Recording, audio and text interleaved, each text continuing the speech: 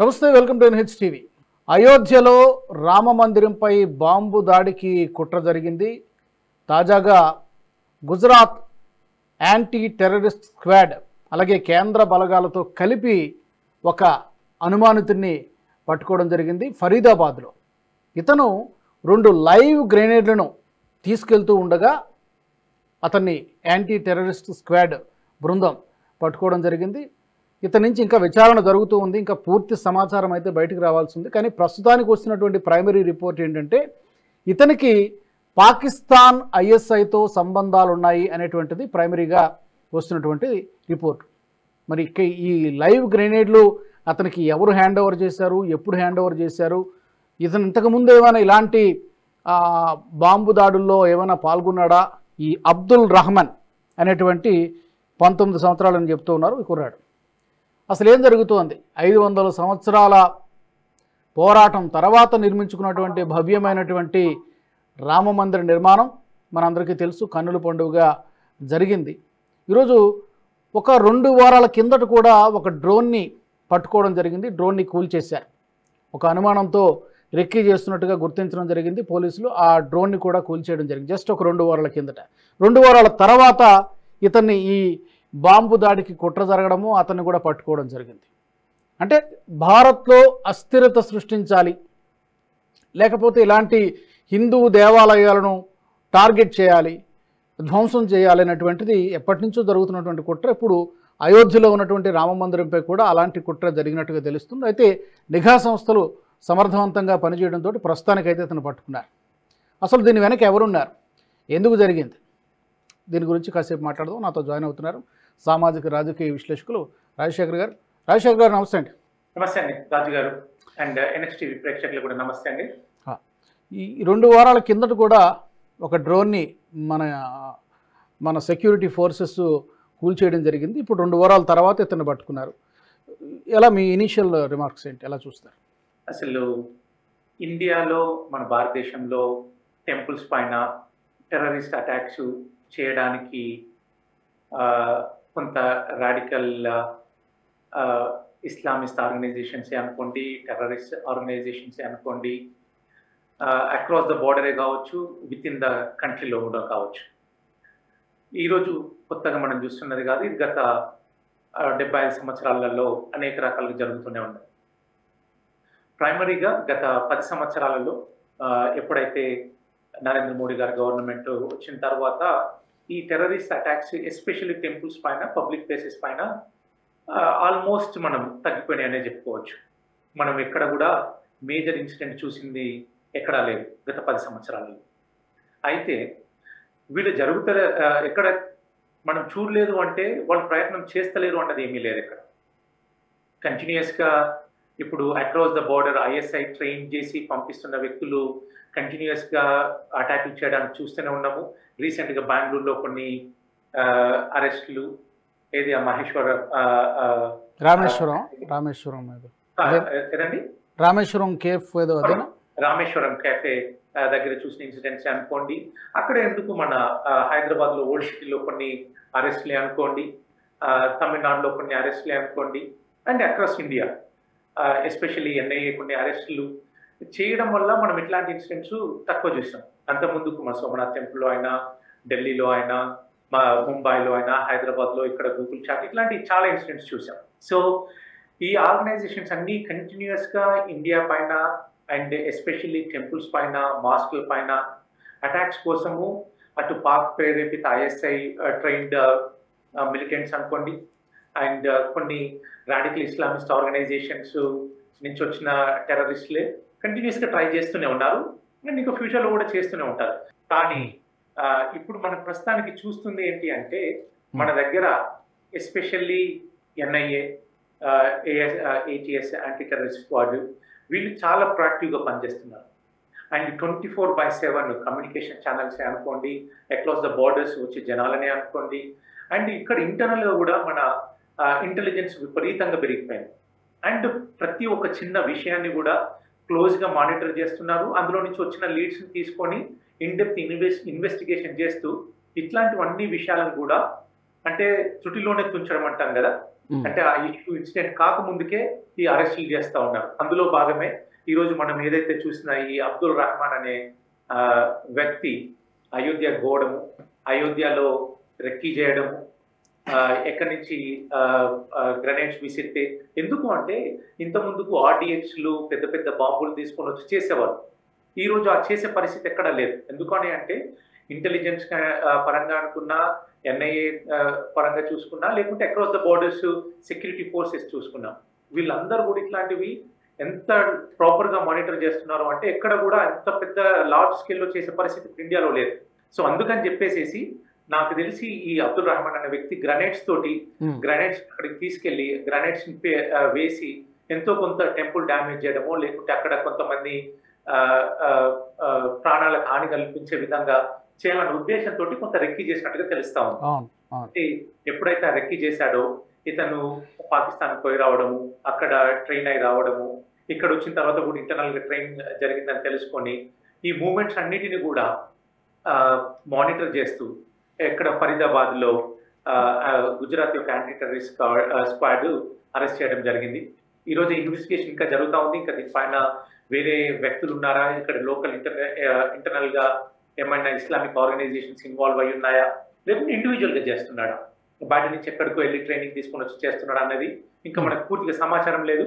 But ఒక్కటి విషయం ఏంటంటే అండి, ఈ రాడికల్ ఆర్గనైజేషన్స్ అయినా టెర్రరిస్ట్ ఆర్గనైజేషన్స్ అయినా కానీ ఇంతకుముందు లాగా ఇండియాలో పరిస్థితులు లేవు. ఇండియాలో ఇంటెలిజెన్స్ కానీ, ఇండియాలో ఆర్గనైజేషన్స్ కానీ, ఇండియాలో సెక్యూరిటీ ఫోర్సెస్ అంత ఈజీగా జరిపించే ఏదో అయిపోతుంది అనుకునే పరిస్థితుల్లో అయితే లేదు.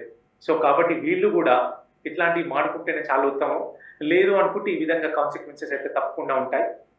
అండ్ మనం ఇంకొకటి కూడా చూసాం రీసెంట్ గా, మీరు అన్నట్టు డ్రోన్ స్క్వాడ్ చేయడము. అండ్ ఇండియాలో మేజర్ టెంపుల్స్ పైన, ఎస్పెషల్లీ రామ మందిరం పైన ముప్పు అయితే 24/7 కొంచెం ఉన్నది. ఏ మాత్రం ఇంటెలిజెన్స్ సోర్సెస్ కానీ, సెక్యూరిటీ ఫోర్సెస్ కానీ ఏ మాత్రం నెగ్లిజెన్స్ ఉన్నా కానీ అక్కడ అటాక్ చేయడానికి మాత్రం 24/7 వేచి చూస్తూ ఉన్నారు జనాలు.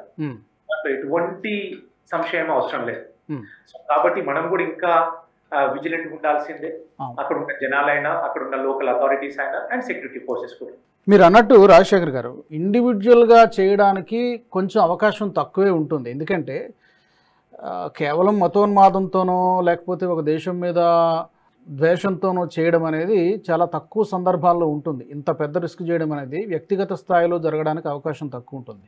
వాళ్ళకి ఏదైనా ఎక్స్టర్నల్గా, అది పాకిస్తాన్ నుంచా లేకపోతే ఏదైనా ఉగ్రవాద సంస్థ నుంచా, ఇలా ఉండడానికి అవకాశాలు ఎక్కువ. మన గతంలో కేస్ స్టడీస్ ఎన్ని తీసుకున్నా కూడా ఎక్కడో ఎవరో ఒకరు వెనకాతల నుంచి ఆర్థికంగానో లేకపోతే ప్రత్యక్షంగా పరోక్షంగా ఏదో ఒక సపోర్ట్ ఉంటుంది. అది డెఫినెట్గా ఉగ్రవాద సంస్థల నుంచి అయి ఉండొచ్చు, లేదా పాకిస్తాన్ నుంచి అయి ఉండొచ్చు. ఇక్కడ వాళ్ళు అక్కడికి వెళ్ళి ట్రైన్ అవ్వడం కానీ ఇలాగే ఎక్కువ ఉంటుంది. అంటే నేను అన్నది రాజు గారు, బయట ట్రైన్ అయ్యి వచ్చాడు, ఐఎస్ఐ తోటి ట్రైన్ అయ్యి వచ్చాడు. ఇక్కడికి వచ్చిన తర్వాత ఇండియాలో ఏవైనా సంస్థలు తనకి సపోర్ట్ చేస్తున్నాయా, లేకుంటే ఇండియాలో తను వ్యక్తిగతంగా ప్రొసీడ్ అవుతున్నాడా అన్న విషయంలో అది తేలాలి, విచారణలో తేలాలి. అంటే తర్వాత వీళ్ళు టార్గెట్ కూడా ఒకటండి, రామ్ మందిర్ ఇష్యూ ఒకటి ఉండే. సరే 500 years తర్వాత ఒక కోర్టు జడ్జిమెంట్ తోటి అమికబుల్ గా, అంటే ఇరు వర్గాల నుంచి సమాచారం తోటి మెజారిటీ యొక్క ఆస్పిరేషన్స్ ఫుల్ఫిల్ చేయడం కోసము రామ్ మందిరం అనేది నిర్మించుకున్నాం. అంటే నా ఉద్దేశం ఏంటి అంటే, ఇండియాలో ఎంతో కొంత ఉన్న రాడికల్ ఆర్గనైజేషన్స్ అయినా, అండ్ అన్ని రకాల ఆర్గనైజేషన్స్, అయితే ఇస్లామిక్ అనుకోండి, నాన్ ఇస్లామిక్ అనుకోండి, ఎన్జిఓస్ అయినా కానీ ఇట్లాంటి థాట్ ని, ఇట్లాంటి ఐడియాస్ ని ప్రేరేపించకుండా ఉండడము చాలా ఉత్తమం. ఎందుకు అంటే సొసైటీలో ఒక సామరస్యత అనేది చాలా ఇంపార్టెంట్. ఇప్పుడు ఎప్పుడో ఎక్కట మొఘల్స్ పీరియడ్ లో ఇండియాలో టెంపుల్స్ కూల్చాము, చేశాము. సో కాబట్టి అప్పుడు జరిగింది. అదే విధంగా ఇప్పుడు కూడా ఇండియాలో, భారతదేశంలో హిందూ మతాన్ని యొక్క సంబంధించిన టెంపుల్స్ అనుకోండి, వేరే ఏదైనా కానీ ఆ విధంగా డిస్ట్రక్ట్ చేస్తాము. డిస్ట్రక్ట్ చేస్తే హిందువులు ఊరుకునే పరిస్థితుల్లో ఈ రోజైతే మనకు కనిపించట్లేదు.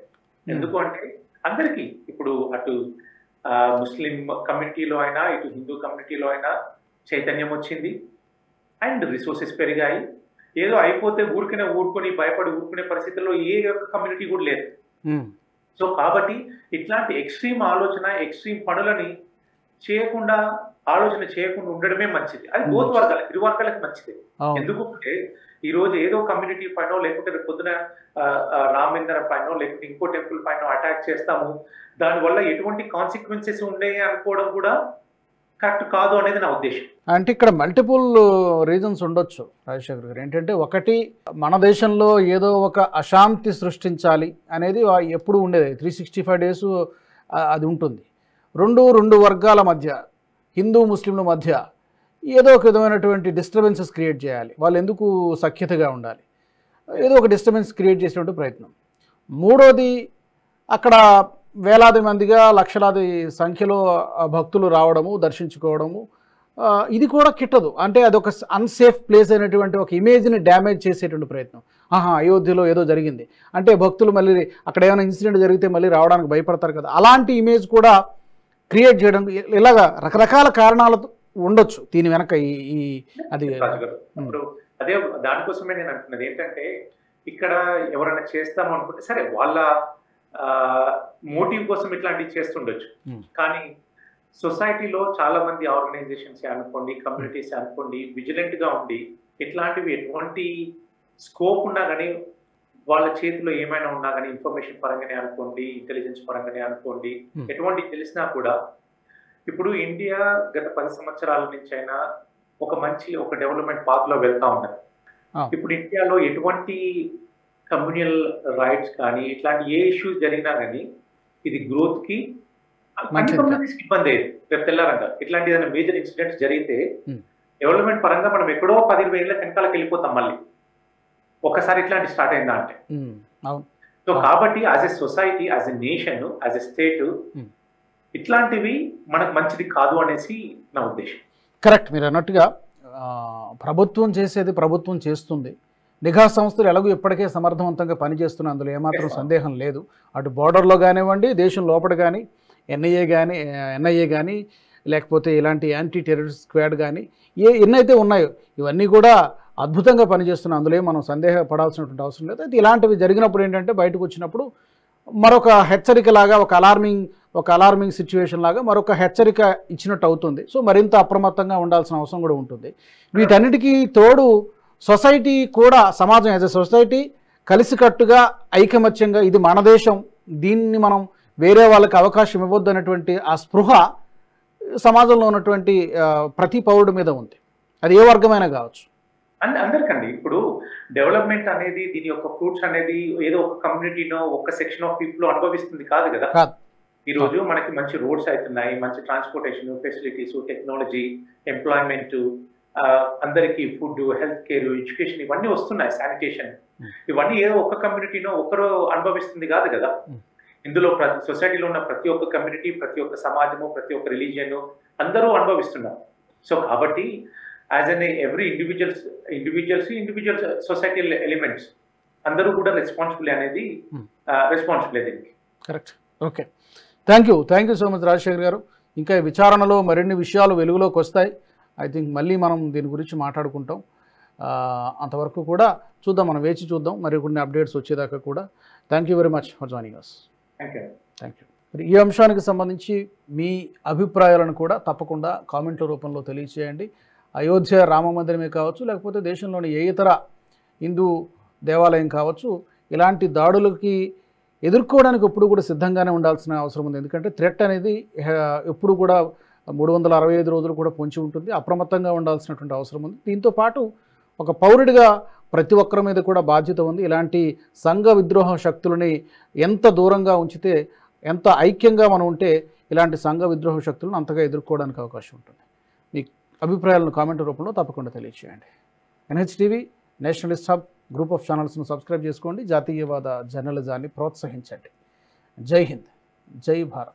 ఈ వీడియో మీకు నచ్చినట్టయితే లైక్ చేయండి, 10 మందికి షేర్ చేయండి. అలాగే కామెంట్ల రూపంలో మీ అభిప్రాయాలను మాతో పంచుకోండి. Nationalist hub group of channels ను సబ్స్క్రైబ్ చేసుకుని తెలుగునాట జాతీయవాద జర్నలిజాన్ని ప్రోత్సహించండి. ఈ వీడియో కింద ఉన్న బెల్ ఐకాన్ పై క్లిక్ చేయడం మర్చిపోవద్దు.